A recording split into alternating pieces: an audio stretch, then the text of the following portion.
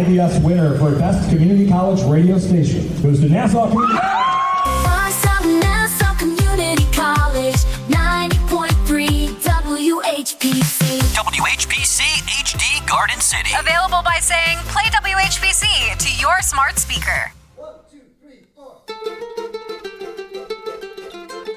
Hi everyone, this is Jewish Talk coming to you from Nassau Community College on 90.3 WHPC, also streaming on nccradio.org. This program is later archived on Spreaker.com. This program, can you believe it, is actually repeated Sundays at 11 p.m. So hi there, my name is Rabbi Perl. Good morning, good afternoon, and good evening. This all depends on when you are listening and, of course, watching.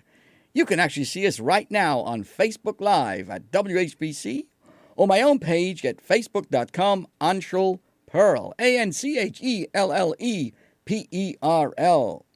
So here goes. Hello on the radio, hello online, and hello to the world.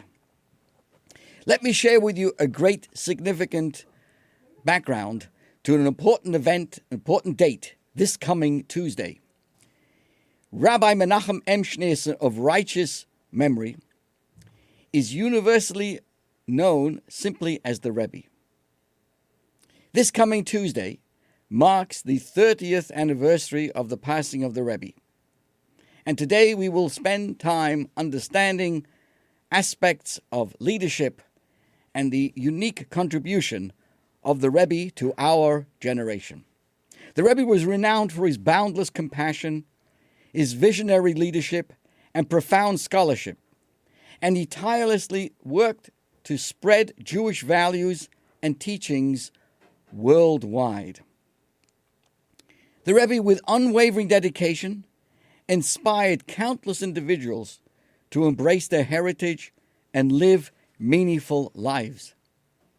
His teachings emphasized love for all humanity, outreach, and the importance of education and good deeds. So even after his passing, the Rebbe's influence continues to shape the lives of millions of people, as his legacy remains a beacon of light and hope for generations to come. This Tuesday, July 9th, is Gimel Tammuz, marking the 30 years after the Rebbe's passing. And guess what? His presence is felt stronger than ever. For his teachings continue to inspire and guide us, and his insights remain as fresh and relevant as if they were given today. Each of us is a beneficiary of the Rebbe's inspiration in one way or another, and our lives are affected by his visionary leadership. So we begin today with a challenge. The challenge is the Rebbe's challenge. For the Rebbe would challenge all of us. His relentless call would be to never rest. The Rebbe's message was as old as the Torah itself, yet his approach was as rousing as dawn. For he urged each person in personal and communal life to never be satisfied with yesterday's achievements. So, on this important anniversary, let's celebrate the Rebbe's vision. Let's honor his life's mission to bring goodness and kindness into this world. Let's do one more mitzvah, one more good deed to make this world a better place. I begin today with a story that goes back, but it'll help us appreciate the direction of our program and our discussion today. I'd like to say good morning to Karen Dombeck and to Jean Brandenstone, who are greeting us here this morning with their posts on Facebook. If you're listening, go to our facebook.com/my first name, Anshel Perl. We'll be happy to recognize your post, your questions, or your comments. And to everybody out there in the radio land, I tip my yarmulke to you. Thank you for joining us this morning. Here's the story to set us going. In the first half of the 20th century, there was a rabbi of congregation Shaarei Tzion. Shaarei Tzion is on Ocean Parkway, one of New York City's largest synagogues, and the rabbi was Rabbi Abraham Hecht. He arrived at the offices of the Rebbe with Mr. Isaac Shalom. He was one of Sephardic Jewry's greatest philanthropists. Why was he there? Rabbi Hecht hoped that the philanthropist could assist the Chabad Lubavitch community with their work on behalf of Jewish education. This Mr. Shalom, a Syrian Jew, made his fortune from manufacturing handkerchiefs. Nevertheless, he considered his most valuable work to be assisting Jewish communities in the Middle Eastern countries, primarily to obtain a Jewish education. From New York, he funded numerous Jewish institutions in countries such as Egypt and Lebanon. Good morning to Tom Schwartz. Until this day, Mr. Shalom's name invokes admiration in a community famed for giving charity, for his renowned philanthropy and his vision.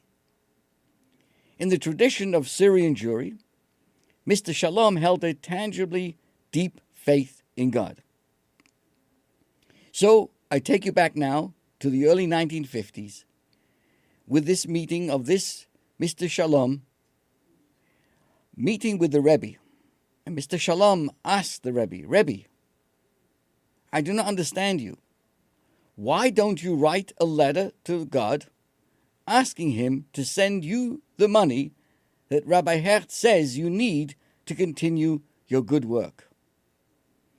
In his thick Syrian accent, Mr. Shalom explained that he was certain if only the great sage would write to God, his wish would surely be fulfilled, removing all the financial concerns. Listen carefully to the Rebbe's response. Mr. Shalom, if I would write such a letter to God, I would be asking him to take away my job. What is the background? What is the special meaning of this story? The Rebbe was sharing with us, it is important for us to remember not to give up on what we, the citizens of the world, need to perfect this world. We need to toil in order to make a difference and not pray that God do everything for us. This is the story I share with you. This is the perception, this is the vision the Rebbe gave us. Surely we rely, we pray to Hashem, but we must do things as well. We need to toil to make a difference. Not just simply write letters and sit back, but the effort must be made by each and every one of us to perfect this world. So allow me now to share with you some quick insights of the Rebbe and his everlasting insights to these many subjects. I also refer everyone to go to a website called rebbe.org, rebbe.org. In there you will find a tremendous resource on so many subjects that the Rebbe addressed and his educational perspectives and advice on so many areas that are pertinent to our lives. Let's first look at family. Again, I'm sharing you the insights, short insights this time, from the Rebbe as we prepare ourselves for this Tuesday, Gimel Tammuz, the third day of Tammuz, that marks the 30th anniversary of the passing of the Rebbe, and for us to join in the living legacy of the Rebbe's teachings in our times. So what's the Rebbe's view on family? The family should be perceived as a microcosm of the universe. It's a fascinating thought. Your family, my family, whatever family, that our own family, how we interact with our family, has an impact on the entire world. The harmony, says the Rebbe, that permeates the home and the family extends beyond fostering harmony between families, communities, and ultimately the nations of the world. In the absence of harmony between one's own family, we can hardly expect to find harmony between strangers. My friends, when I learnt that, I came to appreciate that everything I do and everything my children and my grandchildren and my Baruch Hashem great-grandchild, they are looking at us as parents of our families. We are not private individuals living in some place. What we do has an impact, and the temperature of the world around us is very much dependent, as the Rebbe says, on the harmony in our own family. If our own children receive mixed messages, then mixed messages go out to the world. How deep and how meaningful are the Rebbe's thoughts on family, and to see the influence we have on the family and family has on us makes a big difference on the world around us. What is the Rebbe's view now on a child? The Talmud tells us a person is obligated to say, the entire world was created for me, for my sake. What does this mean? To a child, this is an obvious fact. He or she is the center and focus of all. Father and mother and the rest of the universe exist merely to cater to his or her needs.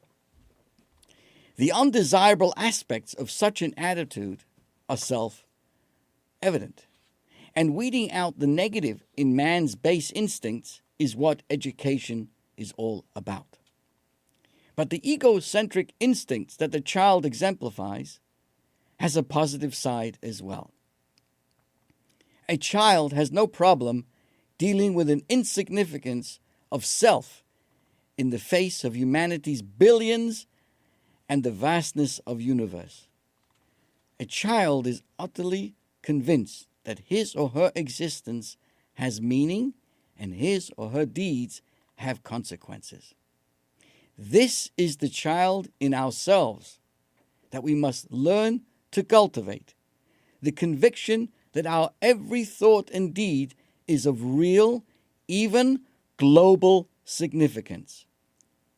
We all know the well-known saying that a sneeze in New Jersey causes a thunderstorm in China. Can we say the same of the social universe? Can a single act, a word, a thought, on our part resound in billions of lives? Ask your child, or the child in you. Again, see the common theme between these ideas of family and child, the extraordinary impact each of us have on the world around us. That's what the Rebbe, in my own many interactions with the Rebbe, felt that every time I interacted, whether it was receiving $1 on a Sunday morning, the Rebbe would stand and distribute dollars and blessings to each person as they passed by. At the Farbrengen, listening and learning the text, made you feel, brought you out of your shell and said, you know, each of us have the ability to impact the world around us. And what we do positively has a positive impact on the world, and vice versa as well. On the other end of the spectrum, the Rebbe discussed death as well. Interestingly, according to the Talmud, sleep is 1/60th of death. When you go to sleep, it's considered a level of death. So, says the Rebbe, if sleep is a form of death, then it is also true that death is a form of sleep. Sleep is not a termination or even an interruption of life. Rather, it is a time of ferment. That means by which body and soul recoup their energies for a fresh and refreshed onslaught upon the coming day. So is death. Death is a descent for the sake of ascent. Yerida l'tzarech aliyah. A retraction, so to speak, of the arrow of life, so it can be impelled by the bow that can be redoubled with redoubled force to get even greater places. Again, the Rebbe's view, even a person passes, it's going to sleep on a certain level, just as we go to sleep to redouble our actions and our strength and our abilities for the next day, so too a person who passes away is also part of that sleep to strengthen, to revigorate, and to prepare that person's return to this world with the coming of Mashiach. What about good and evil? What was the Rebbe's thoughts? Darkness, no matter how ominous and intimidating, explains the Rebbe, is not a thing or force. It is merely the absence of light. So light need not combat or overpower darkness in order to displace it. We don't come into a dark room with a broom and start to swish right and left and push out. Doesn't work that way. Just come in with a candle.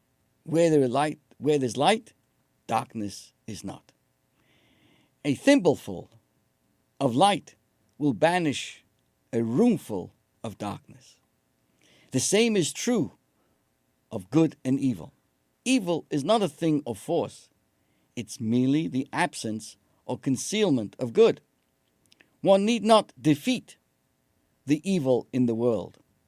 One need only bring to light its inherent goodness. And this is what the Rebbe worked in inspiring every one of us in our own community, in our own area, in our own personality. Bring light to the world. Live a light. Don't live a life with dichotomies and contradictions. Be consistent. Synthesize both physical and spiritual. Bring light to this world. Everything will look and feel different. What about free choice? At this moment, I want to say hello to Jeannie Marie, Jonathan Wolf, who have joined us, and to Miriam, and to Davida, and Mark Pintel, all the way from West Palm Beach. Unbelievable.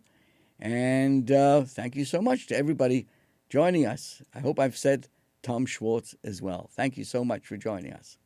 So what was the Rebbe's thoughts on free choice? The primary distinguishing feature which sets the human being apart from all other creatures is free choice of action, which the Creator bestowed upon us. We can use this divine gift either for self-destruction and the destruction of everything around us, or we can choose the right way of life, which would elevate ourselves and our environment to the highest possible perfection. As I have learnt and relearned the Rebbe's teachings, I see a common theme, that every one of us can make a difference in the entire world. How we conduct ourselves, how we think, how we speak, how we act, is not a private event. It impacts the world in so many different ways. Can you imagine if all the leaders of our times would calm down, think positive of what they could do to create a peaceful world with one focus? You would have no more wars, no more famines, and no more everything that we see today. Let's think about Israel. What was the Rebbe's thoughts about Israel? God has enabled the Jewish people to live as sovereigns in the Holy Land, the place of our forefathers, the land promised to the Jewish people by God. This reality plays a special burden and privilege upon the Israel citizens and its government, and that is to preserve the Jewish integrity of the country. Its educational system must be founded and inspired by Jewish values and Jewish tradition so that its citizens grow up to be proud keepers of their Jewish heritage. And its relations, says the Rebbe, with other nations, those responsible for representing its government in foreign affairs must proudly assert its Jewish pride and traditions. This is certain to enhance the esteem, says the Rebbe, with which Israel will be regarded. Very, very important and pertinent and relevant to our times. What about elections? What did the Rebbe speak about elections? In general, the Rebbe writes, in his infinite wisdom, talking about the Almighty God, God created the human race so that no two persons are alike, nor are their opinions identical. However, in a democracy, this problem is resolved on the basis of the principle of majority rules, which in fact is a law of the Torah. Acher harabim lahatais. You follow the majority. According to this principle, the members of a society or the citizens of a country delegate power to and confer authority on freely elected representatives to conduct the affairs of the entire group for the good of each and all. More than that, the democratic system provides the process by which a multitude of diverse individuals become one entity, indeed one organism, be it in the form of a congregation, a community, a municipality, a state, or a United States. In a free democracy, and seeing that no two persons think alike, we can't expect unanimity. There are bound to be more than one candidate for the elective office. But once the voice of the majority has spoken, the minority and every individual that voted for another candidate must be readily and willingly submit to the will of the majority and accept the elected officials as one's personal candidate, as though one had actually voted for that person. Again, a fascinating perspective on the role of elections in democratic countries from the Rebbe. What about the physically challenged? You can see, dear friends, the Rebbe did not shy to discuss every aspect of our lives. What about the physically challenged? Here are the thoughts of the Rebbe. As I say good morning now to, let's see now, we have Joseph Wolf. Good morning to you. Thank you so much. When are you moving back to Long Island?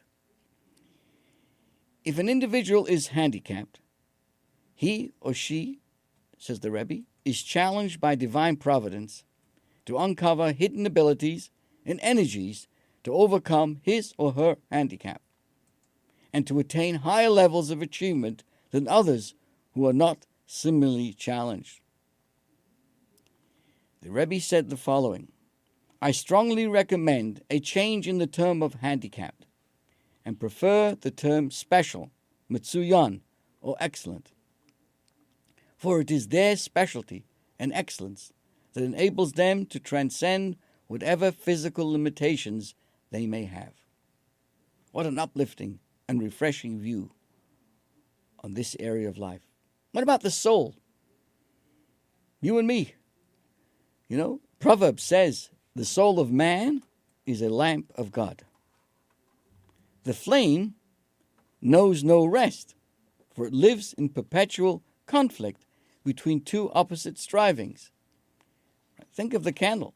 On the one hand, it clings to its wick, drinking thirstily of the oil that fuels its existence. At the same time, although it needs to drink from below, it surges upwards, seeking to tear free of its material connection. If the fire burns upwards, it knows that such disengagement, of course, would spell the end of its existence as a distinct, illuminating flame. Nevertheless, That is the nature of the fire. On the one hand, it needs the oil or the wax from below it to keep it alive. At the same time, it has this urge to go beyond itself. This is the paradox of the flame's life. Its attachment to wick and fuel in the lamp sustains both its continued existence and its incessant striving for oblivion. So, the soul of man is a lamp of God.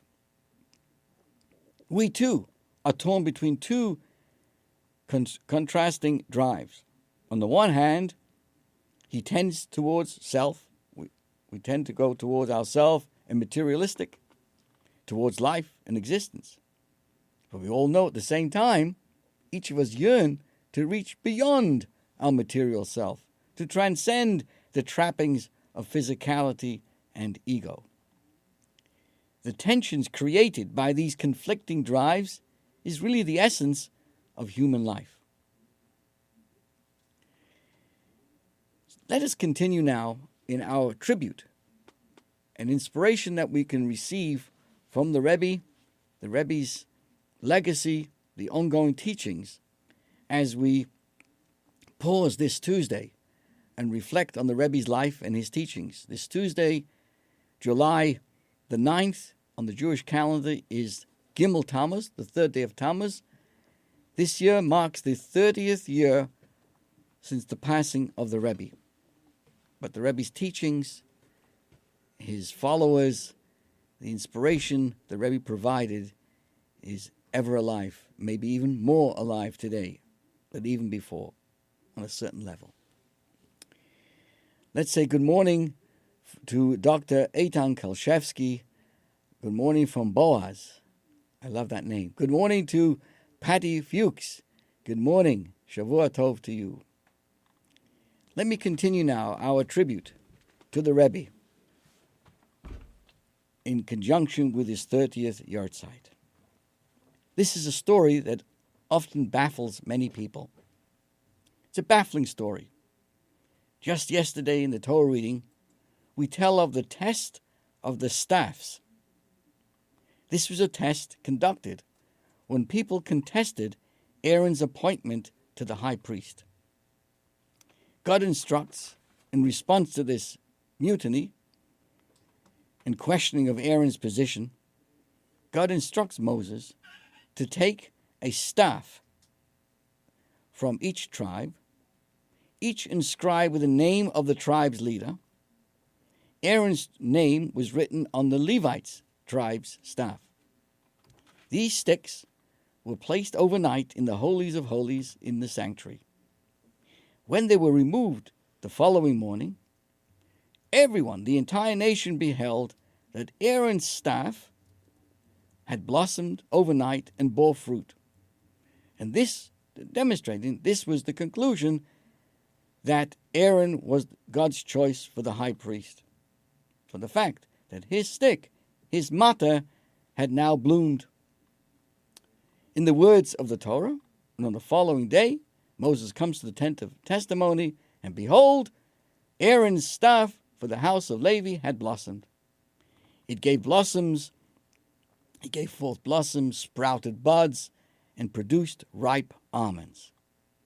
Moses took out all the staffs, showed it to everybody, and everybody went back with their own staff, and the rebellion and the questioning stopped. What I want to share with you is what was the meaning of this strange miracle. God could have chosen many ways to demonstrate the authenticity of Aaron's position. What is more, we have 3 previous incidents that have already proven this very truth. If you take a look and read up the whole story, we know that Korach ended up being swallowed up into the ground, together with his rebels who had this revolt against Moses and Aaron. We find that a burning up of 250 leaders who led the mutiny, and there was an epidemic that spread amongst those who accused Moses and Aaron of killing the nation. God had shown his abilities in so many areas that he was the boss and he was the one deciding who was to be the leader. If these 3 miracles did not suffice, why would this 4th one possibly achieve when a dead stick, a matter, suddenly blossomed? Why then? And what is the point of the message of a blossoming stick? And I know this is a problem that Dr. Eitan Kalshevsky couldn't sleep all weekend wondering about this question. So one answer I heard from my teacher was this. The blossoming of the staff was meant not so much to prove who the high priest is. That already, as I said, was established by those 3 previous earth-shattering events. But that rather, it was to demonstrate that what it takes to be chosen as a high priest of God, and to explain why it was Aaron who was to be chosen for this position. What are the qualifications required to be a leader? And that is a question that's so relevant in our times. Literally, in every single country of today, whether you talk about France, whether you talk about England, whether you're talking about the United States, and whether you're thinking about Israel as well. Fascinating. Right now, at such times, the Torah is providing us with an insight to why Aaron was chosen as a leader. And it'll actually help us, provide us with the abilities or the qualifications needed to be a leader, especially in our times. So stand by with me. Before being from death to life is what I'm discussing here.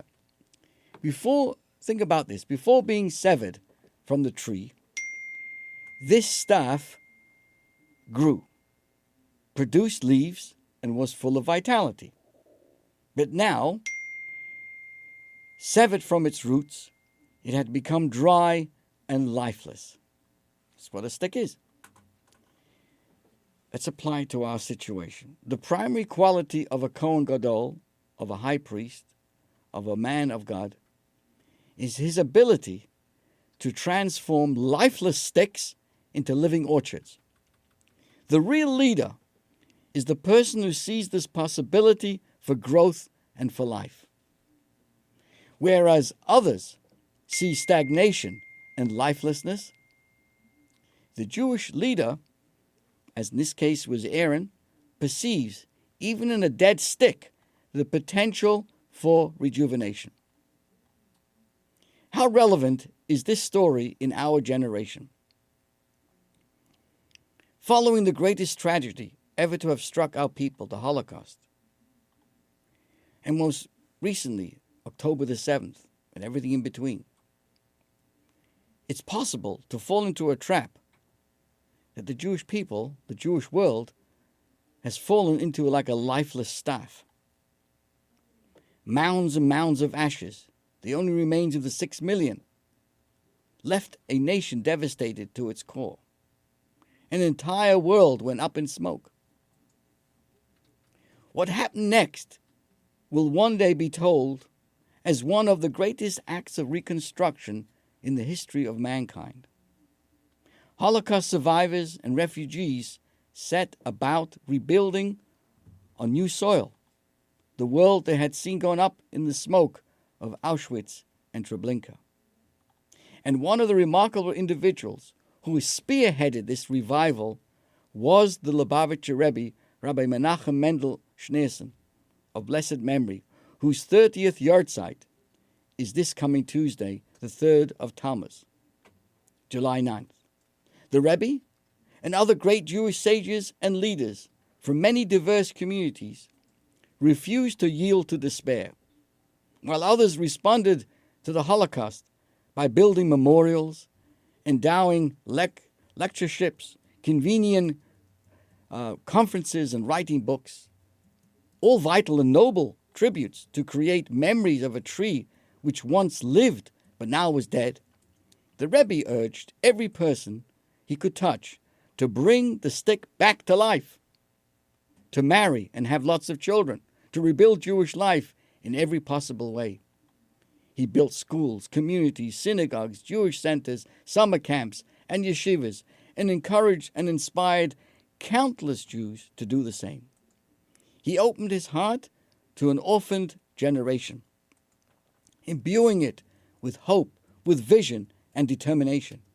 He became the most well-known address for scores of activists, rabbis, philanthropists, leaders, influential people, laymen and women from all walks of life, giving them the confidence to reconstruct a shattered universe.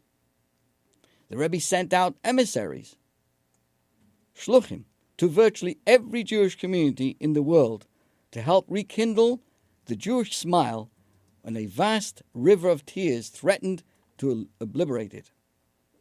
So, the Lubavitcher Rebbe urged his beloved people to use the horrors of destruction as an impetus to generate the greatest Jewish renaissance and to create rejuvenation. He gazed at a dead staff and saw it as a potential for new life.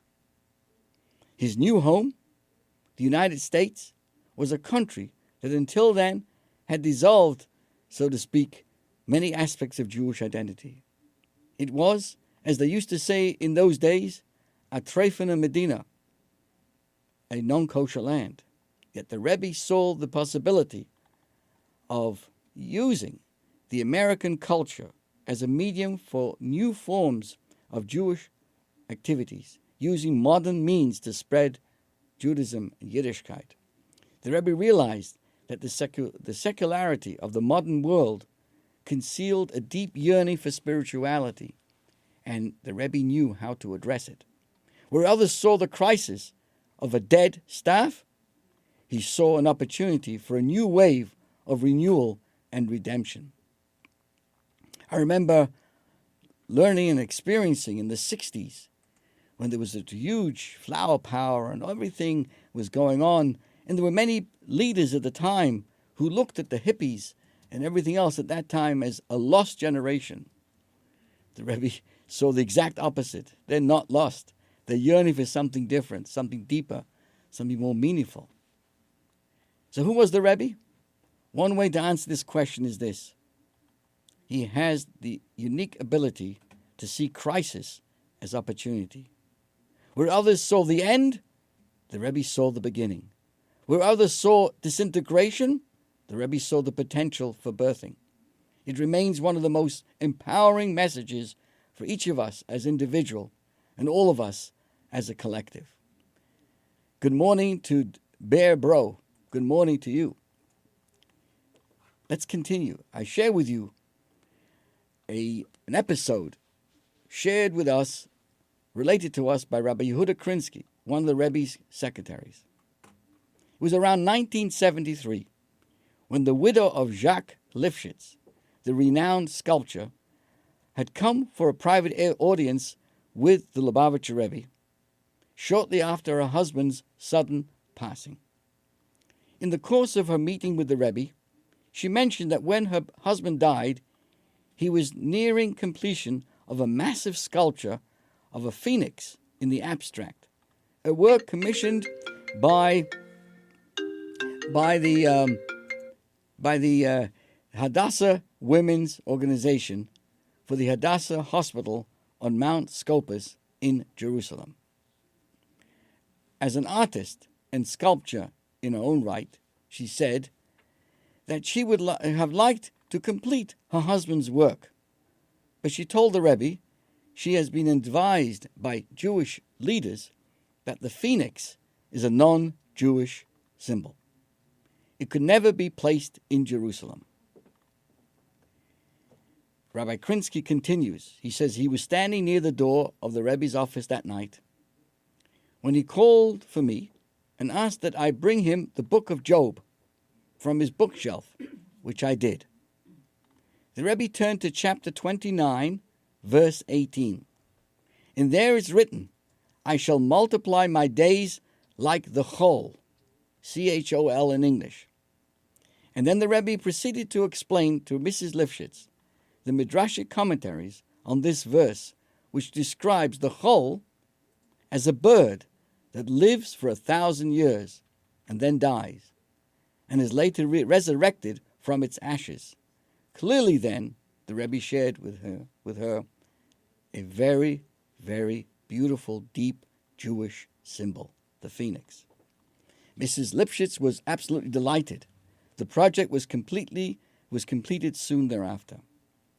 In his own way, the Rebbe had brought new home to this broken widow, Jacques Lipschitz's wife. And in the recurring theme of his life, he did the same for the spirit of the Jewish people, which he raised from the ashes of the Holocaust to a new, invigorated life. He attempted to reenact this very miracle, the miracle of the blossoming staff, every day of his life, with every person he came in contact with. And I will personally attest to the fact that that happened in my own life, and many, many people I know, that they too began as, down and out, and suddenly are blossoming staffs, leaders, impacting people, sharing their resources, making a difference in the world around us. Unbelievable. I share with you the same idea, similar to this. This is about a Rabbi Perl Baumgarten. He was a Jewish educator in a yeshiva in Brooklyn before he relocated to Buenos Aires. He once wrote a letter to the Rebbe asking for advice.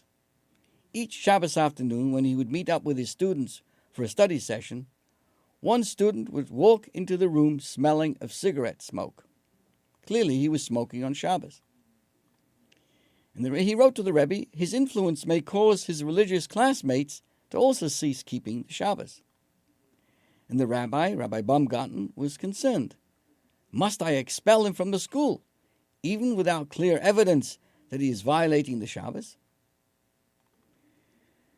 The Rebbe's answer was no more than a scholarly reference. The Rebbe said, look at Avos the Reb Nosson, chapter 12. That's it. The Rebbe gave him this, this reference. Well, what is this particular section? Avos the Reb Nosson is a Talmudical tractate, an addendum to the Ethics of the Fathers, composed in the 4th century CE by a Talmudic sage known as Rab Nosson Habavli. And obviously Rabbi Baumgarten was curious to understand the Rebbe's response. So the rabbi was looking for practical advice.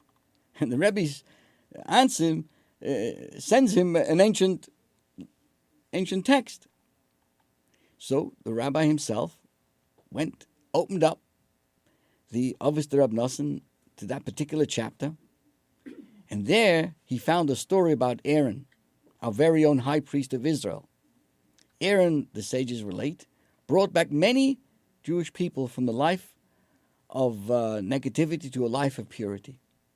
He was the first in Jewish history to make Baalei Tshuva, to inspire people to re-embrace their heritage and faith and inner spiritual mission.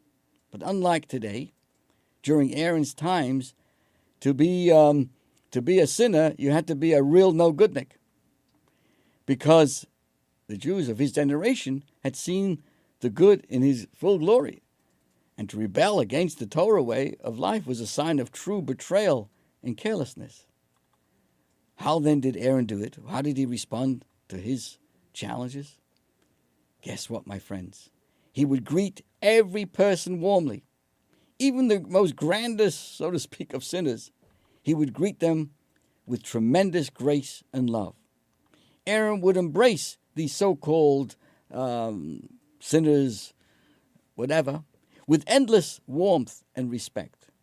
The following day, when this person would crave to do something wrong, he would ask himself, how will I be able to look Aaron in the eyes after I commit such a serious sin? I'm too ashamed. He holds me in such high moral esteem. How can I deceive him and let him down? And this person would abstain from any immoral behaviors. We come here full circle. Aaron was a leader, a high priest, because even his staff blossomed. He never gave up on the dried out sticks. He never looked at someone and said, "This person is a lost cause. He is completely cut off from his tree of any possibility of growth. He's dry, he's brittle, he's lifeless." For Aaron, even dry sticks would blossom and produce fruit. This is the story related in that text that the Rebbe told this educator. This was the story the Rebbe wanted the rabbi to study, internalize. His question was, should I expel the child from school? Was his question, right? On a certain level, he dried out. It was one tough stick, right? He was found smoking on Shabbos. The response of Aaron was this. You know what you do when you meet such a student, as this was the case? Learn from Aaron. Love him even more. Embrace him with every fiber of your being. Open your heart to him. Cherish him and shower him with warmth and affection. Appreciate him, respect him, and let him feel that you really care for him. See in him or her that which he or she may not be able to see in themselves at the moment. View him as a great human being, and you know what? He will become just that. Powerful ideas, thoughts, insights from the Rebbe, as the Rebbe showed that educator. Rather than expelling that student, you welcome him even more, show him how worthy he is and the important role that he has, not only for himself, but as a good example to the rest of his class. But also, my friends, it really shows, again, the central theme of the Rebbe is every single thing, every single one of us has tremendous potential. It just needs to be lit, has to be, in a sense, elevated and shown, and with a good example, with smiling, with profound insight and true love and sincerity. So again, this coming Tuesday, the 3rd of Tammuz, marks the 30th anniversary, the yahrzeit of the Lubavitcher Rebbe, the preeminent leader of world Jewry, who transformed the post-Holocaust Jewish world and uplifted a nation from the darkness into light, and whose light continues to inspire the world. Much has been written and discussed about the Torah portion of Korach that is read this year right before this important yahrzeit, because it's all about leaders. It offers us an opportunity to reflect on the role of a Jewish leader and what can be learnt from the Rebbe's leadership in particular. Again, Korach is the story of the rebellion against Moses and Aaron's leadership, orchestrated by their own cousin called Korach. The confrontation throws the future of the nation and Moses into question. Today, I would like to briefly explore a detail of this story that provides us with a profound illustration of how a leader, a parent, a teacher, a spouse is to respond when their people, their child or student experiences failure and collapse. It's extremely strange. When you read the story, there is a refrain, there's an expression that keeps on coming up in this confrontation between Korach and Moses. And what is that?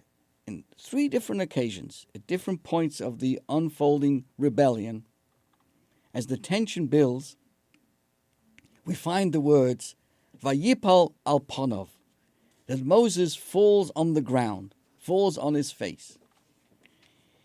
Again, take a look. I refer you to the source. You will see.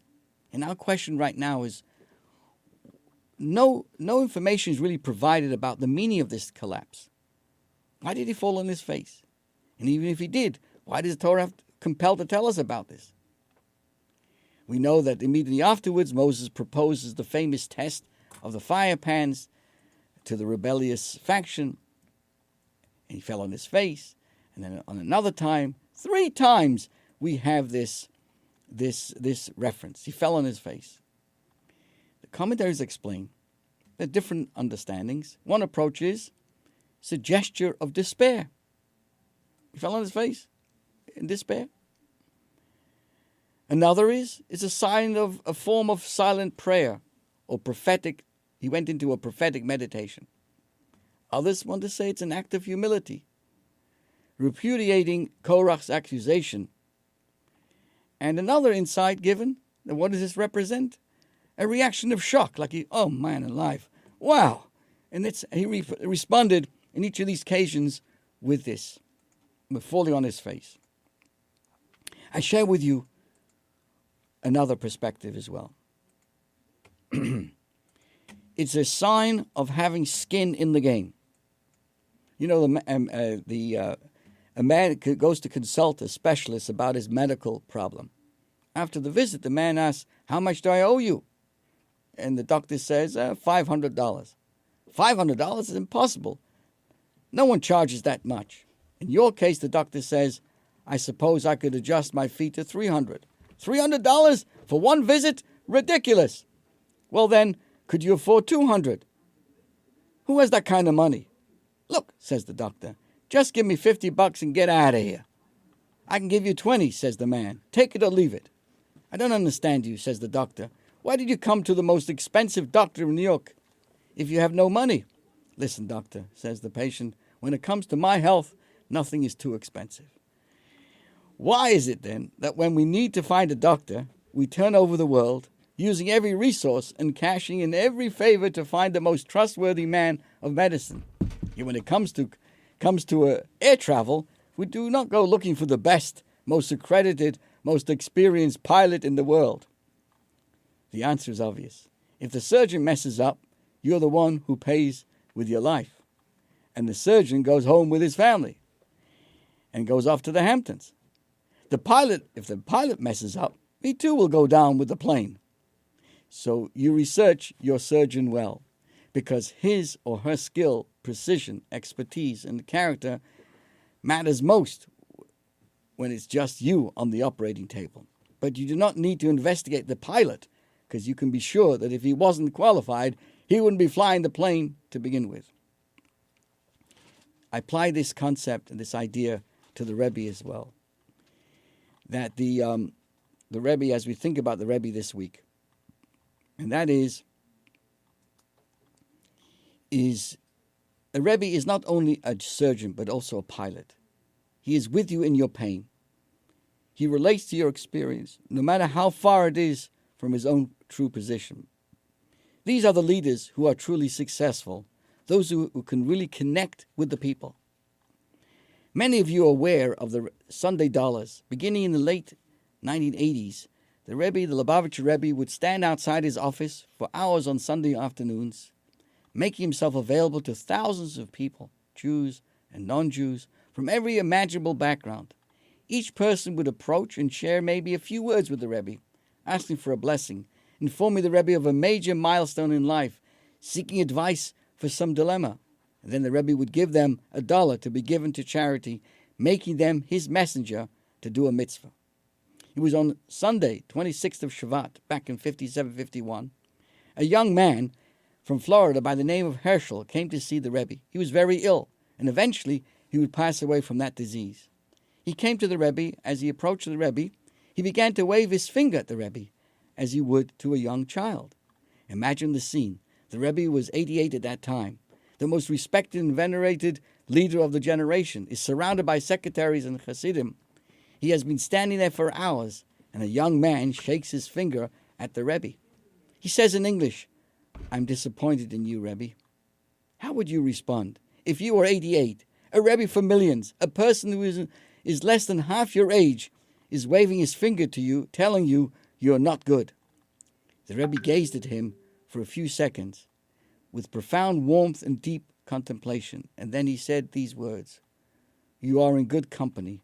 I am also disappointed in me."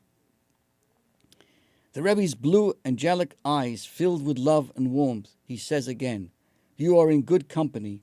Have good news." This is what I saw. I wasn't there, but I saw it on the video. And I know who the person was. It's pretty astounding. First, as the Alter Rebbe said about Moses and Korach, there was no response. What am I saying? The Rebbe was completely translucent. You're disappointed in me? Guess what, my dear? You're in really good company. I'm quite disappointed with me. With me too. But what is more, in this way the Rebbe actually connected with this man. He came into this world, into his mind, into his heart. This man was not alone. He had a Rebbe. And when he passed away, he knew he had a Rebbe with him, deep inside his heart and soul. This is our story. This is the meaning of why Moses fell down, and the Torah says he fell on his face. Moses leads his people from Egypt, guides them through the desert, provides them with miracle after miracle. They owe their lives and all that they have to Moses. And now this huge uproar begins. His own flesh and blood, his own cousin, Korach, rallies some of the most distinguished representatives of the people, and they come pounding on his door, and you're accusing him of ego. You're an egomaniac, you're guilty of nepotism, you give the most important positions to your brother, and you think you're better than everybody else. And when God quells the rebellion, they come with more accusations. You're murderers, you're killing your own people. Moses detects a serious flaw. Clearly they are suffering in the grip of this powerful internal resistance to growth and change.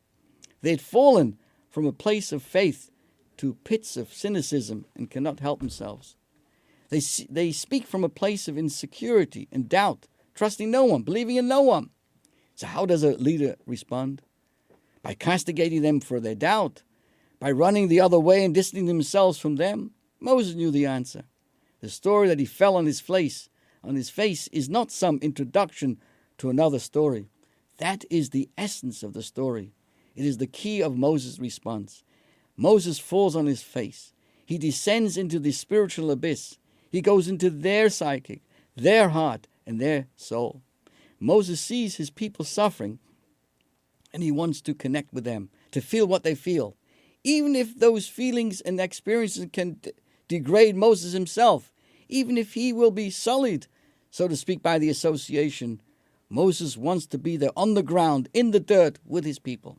And when the people resist and still cry out in pain, Moses falls again, further and further. He realizes he did not go down further enough. He needs to go down even lower to enter into their world, to connect with their inner pain and trauma. Many of us, when we see our closest people or loved ones falling low and then lower and lower, we want to run or detach ourselves, become judgmental or embarrassed. We then detach ourselves even more. But Moses understood the opposite approach. Connect and connect even more.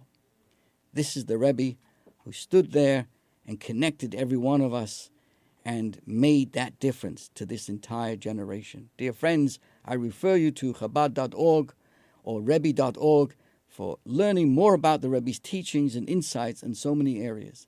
May Hashem bless us to continue to live the legacy of the Rebbe and to be an example leaders ourselves. We must be the leaders of today to make a difference in this world. This is your host, Rabbi Perl, wishing you a wonderful, meaningful week.